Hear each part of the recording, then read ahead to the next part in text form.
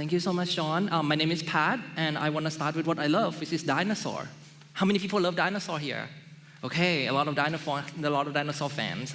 Yeah, I love dinosaur. Dinosaur has been a great inspiration for me, and that's the reason I dress like this. I have a question for you all. If dinosaur had technology like we have today, would they still have gone extinct, right? I think this is a really serious question, and I take this very seriously as an MIT faculty. And I think that depends on what technology do. Does the technology augment the dinosaur and make them become super intelligent? Or does the dinosaur lead to, stupidity? Maybe that's the effect of technology on the dinosaur, right? And maybe the technology would make the dinosaur say, well, asteroid is fake news, and then they don't care about it. But I think this question about superintelligence and super stupidity is not just limited to dinosaur, it's also about human as well. And especially in my own research, I've tried to understand, how new technology like AI, when it interacts with human, could either lead to this superintelligence or super stupidity. The question is, how are we going to investigate that? Well, so in my work, we do three things. We invent new technology, we investigate how new technology are shaping our psychology, both the positive and the negative side, and also trying to inspire new possibility with technology as well.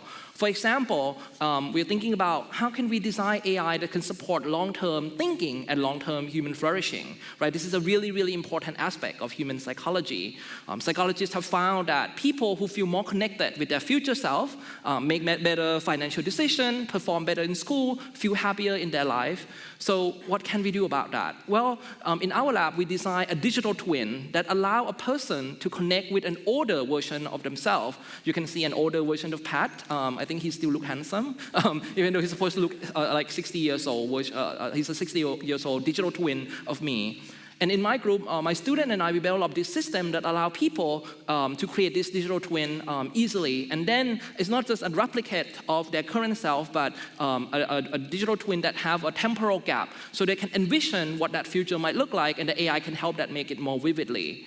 And what we have shown in our study is that compared to a regular chatbot, this type of intervention can decrease anxiety when people make decisions and also increase long-term thinking or future self-continuity, a measure in which measure how well a person can connect with their future self. We're really excited about this technology, and we made it public, and it went viral around the world. Right now, Future You has been used by people over 190 countries around the world. And it's really interesting because, simulating one future self is really powerful. It helps you imagine and think about your decision in a totally different perspective. But sometimes you also want to simulate multiple options that you might take as well, like whether I should dress up as a T-Rex or a Triceratops, for example, right? Simulating multiple versions of the future self is really interesting. And that led us to this new study that my student also just published with me on simulating different life paths and using these AI digital twin or multiple twins to simulate different options when people make decisions. Like if you want to decide what you want to do in the next 30 years, you can simulate one option where you become a doctor, or another option where you become an engineer, or maybe AI can also help you come up with a third option that you may never consider, like maybe become a bioengineer professor at MIT, right? And what we find very interestingly is that the AI is very persuasive. If you show just one option, it tends to persuade people toward that option that we simulate. So I think it's important that we not just show one side of the decision, but can show both. And I think that sort of lead to more exploration and neutral changes. And also what's interesting is that you can also show the third option that make people consider things that they would never consider in their life before, and that is shown to be powerful. But as we work on this question of using AI to help people augment the decision, we also need to think about the negative side or the dark side of AI as well, right? AI is becoming very persuasive, as we have shown in our result, and also very addictive as well. We've seen news like this, right now, where AI is having this negative impact on human psychology, making them very addicted, making people that use it become very addicted to it and not, quitting the platform. And it could also have negative impact on human relationship as well.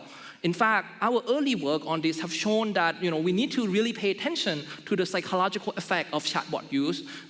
My colleague and I, we wrote an essay in Tech Review exploring this topic of addictive intelligence. AI is not just artificial, it can also be addictive as well. And our work had led to a new policy that just came out in California, where if you want to create a new chatbot, you need to pay attention to this psychological risk. That's the new regulation that just came out, and also had led to many public awareness on this topic.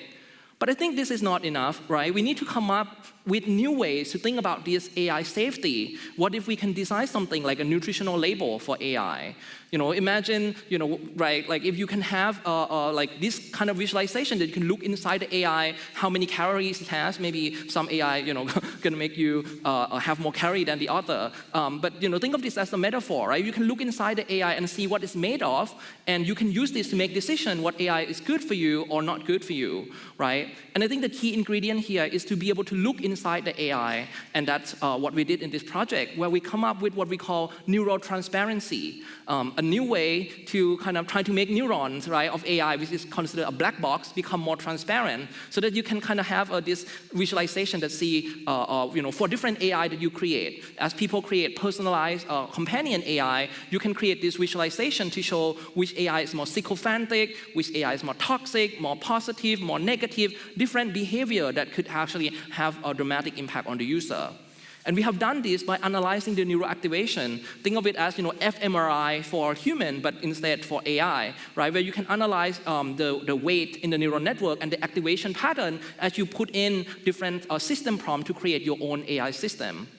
And this allows us to be able to see sort of the emerging behavior before you actually use it, or before users start to playing around with the AI. You can see this visualization beforehand.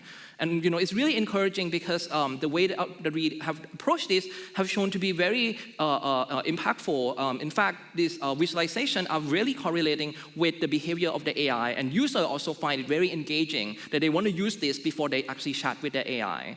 So this is one future that I imagine that if we not only focus on AI and human flourishing, but also think about safeguard that allow us to have safe and healthy AI, so that instead of going blindly to the chatbot, you have this sort of meta information or nutritional label of AI beforehand.